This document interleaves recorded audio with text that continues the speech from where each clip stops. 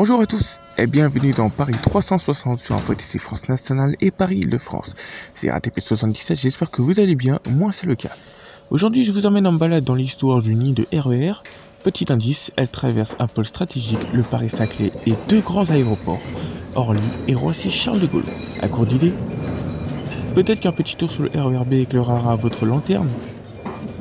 Parce que faut dire, la B c'est 4 branches, un tronçon commun, 2 exploitants, de matériel identique pour 2 livrées différentes et un tracé de 80 km de long et une fréquentation de 165 millions de voyageurs annuels, elle réussit à se faufiler à la deuxième place derrière le RER A.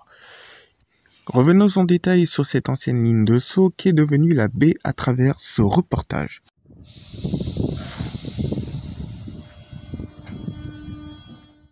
Tout commence en 1844 par un projet d'une ligne de chemin de fer reliant Paris à Sceaux, conçu par Jean-Claude Républicain Arnoux, ce dernier qui obtint l'accord des pouvoirs publics la même année. Ce petit tracé partira de la barrière d'Enfer pour rejoindre Sceaux par 3 stations. Les travaux commencèrent en 1845 pour s'achever l'année suivante avec la circulation des premiers trains. Cette section fut inaugurée en juin 1846 et connut rapidement un succès que des trains supplémentaires circulèrent même les dimanches. À partir de cet instant, elle est nommée ligne de Sceaux. Une extension au sud de cette dernière était envisagée, mais en 1847, la compagnie de chemin de fer de Paris-Sceaux a été en faillite pour des raisons financières. Malgré tout, le prolongement a été maintenu sous la forme d'un débranchement comportant 16 stations de la Croix de Berny à Orsay, qui ouvrira en public en 1854 et s'étendit jusqu'à Limours en 1867 par Saint-Rémy-les-Chevreuses. En 1891 au nord, le plan de la ligne s'est vu ajouter les gares de Chantilly, La Place et Bure-sur-Yvette, et 2 ans après par l'extension à Robinson depuis Sceaux, abandonnant l'ancienne gare terminus aux grandes dames d'une nouvelle. C'est en 1895 qu'elle s'évoluera jusqu'à Luxembourg au nord, obligeant ainsi un réaménagement de la gare par gare d'Enfer devenue de nos jours d'Enfer-Rochereau. A noter qu'en 1897, un arrêt entre Gif-sur-Yvette et Saint-Rémy est ouverte, répondant au nom de Courcelles-sur-Yvette. Dans les années 1930, un projet de la CMP, Compagnie Métropolitaine de Paris, est alors présenté. Elle consiste à faire de la ligne de Sceaux un métro express régional et demandait également la suppression des passages à niveau, le rehaussement des quais, modification de la signalisation et également une électrification de la ligne et un nouveau matériel adapté. Cependant, le projet fut reporté. La Seconde Guerre mondiale en est la principale cause. Toutefois, le tronçon entre Limours et Saint-Rémy restera non électrifié et fut exploité jusqu'en 1939 par un autorail puis en car jusqu'en 1940 avant de fermer définitivement.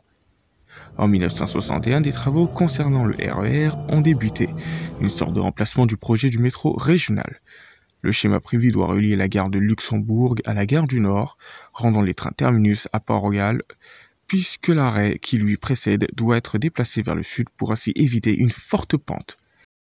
C'est ainsi que le 9 décembre 1977, le prolongement jusqu'à Châtelet-Léal a été inauguré et par la même occasion, la ligne de Sceaux sera renommée par celui que vous connaissez aujourd'hui, le RER B. Entre la gare terminus et Luxembourg, un palier dans la rampe avait été aménagé afin de construire une autre gare, celle de Saint-Michel-Notre-Dame, pour permettre une correspondance avec la ligne SNCF d'Orsay devenue RERC et les lignes de métro 4 et 10. En vue de son interconnexion avec la partie SNCF, un matériel fut étudié afin de circuler sur les lignes RATP et SNCF.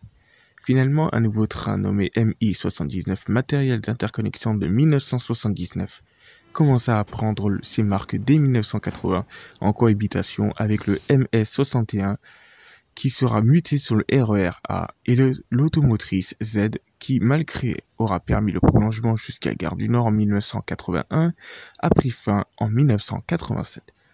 C'est même à partir de ce moment-là que tous les trains en circulation furent interconnectés. Comme prévu, la gare de Saint-Michel-Notre-Dame, inclue dans le prolongement de Châtelet, a été inaugurée en 1988. Malheureusement, ce fut la première gare à avoir été le théâtre d'une scène tragique. 8 morts et 150 blessés dans une attaque terroriste en 1995. Mais ce n'est pas la première fois. L'année suivante, Port-Royal a été la cible d'une nouvelle explosion, coûtant la vie à 4 personnes et blessant 170 passagers. De nos jours, la ligne de Sceaux, le Roissy-Paris et le Mitry-Paris sont repris désormais par le RER B. Compte tenu du temps supplémentaire causé par le changement de conducteur SNCF et RATP à Paris-Gare du Nord, il a été décidé en 2009 de supprimer ce mode opératoire et les machinistes sont tous formés de la même manière.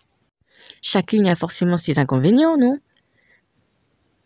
Tout allait pour le mieux sur le RER B, mais fut très vite confronté à la saturation. En effet, les liaisons jusqu'à Charles de Gaulle Airport et les matchs occasionnés au Stade de France font de lui un chamboule-tout que même le moindre pépin provoquerait des retards en cascade, perturbant ainsi le RERD qui partage ses voies entre Paris-Nord et Châtelet-Les Halles. Un avenir pour le RER B tout de même. Justement, un projet avait été envisagé pour faciliter le quotidien de ces deux derniers avec le doublement du tunnel entre les deux gares parisiennes. Une rénovation des rames MI 84 ayant rejoint la ligne en 1992 est évoquée. Ils sont déjà à mi-vie. Dans quelques années, de nouvelles rames MING de matériel d'interconnexion de nouvelle génération reprendront le relais et seront entretenues par le site de Massy et le futur Technicentre de Mitry. Notons tout de même le désengorgement de la ligne par le chantier du Charles de Gaulle Express projeté par Île-de-France Mobilité qui ne sera pas ouvert à temps pour le JO de 2024. Voilà, j'espère que vous en savez un petit peu plus sur l'origine du RERB et son avenir avec la désaturation grâce à une ligne qui ne sera malheureusement pas inaugurée comme il se doit. Prévoyez encore 5 années avant de crier victoire. Paris 360 s'achève, mais avant de se quitter, 3 choses importantes. Aujourd'hui, c'est le premier jour de l'été, fini les vestes, bonjour les shorts et casquettes pour profiter de 3 mois de chaleur. C'est également le jour de la fête de la musique, à vos instruments pour une petite fête à Paris et les transports en commun sont à votre disposition toute la nuit. Le plus important, c'est aujourd'hui l'anniversaire de notre rédacteur en chef et directeur d'InfoTC France, Passambus 4T14RM. Toute la rédaction te souhaite un excellent anniversaire et une belle journée que tu dois profiter pleinement.